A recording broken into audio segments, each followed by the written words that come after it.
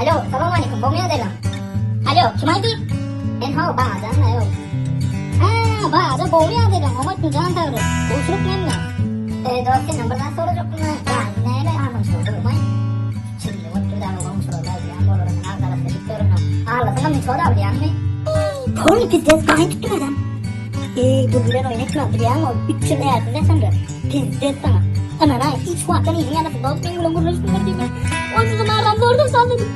Hocam benim üstümden kurulayacağını muhabbet eder misinler? Alo.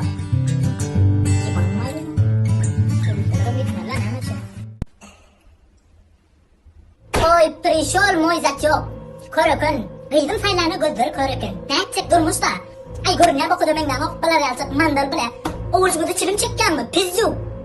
Sen jo chilima bergan pulimni uyni kelingni praktikal alayirlar. Sen keling, men g'iydimdir ya'ni chiqarma. So'ng ko'ringan yashaqsa bora chiristi badini byoduran deb o'rin tushundingmi? Chort. Men nima chiqadi? Ikkinchi gün pul bo'lsa, men chiqmadi. Assalomu alaykum. Olmaya değil ama. Hava kırıkın. Hoş geldin. Çinim çekten giyvestim. Havadaydı hocam. Ben sizden kaçıp çinim çektim. Yönü sizi filan için kaçıp çektim. Bundan sonra iyicemin arada çinim çekken. Biliyordum bağır oldu da seni kaçıp çekmeyin. Ağustan. İyi kırıkın. İyi kırıkın senin.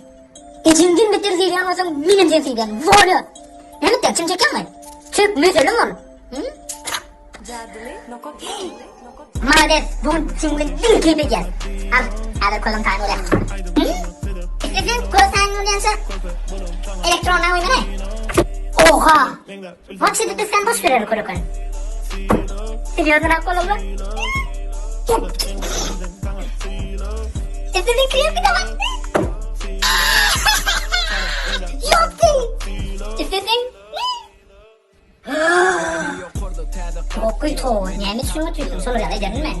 Mantık benim diyecek oğlum. Mantık değil, he? Знаю, бьет ругает, чаще моя добрая кормит, одевает. Я так подумала, как были просьбы, разве ты извиную? Ты извинюсь на то, что оравай!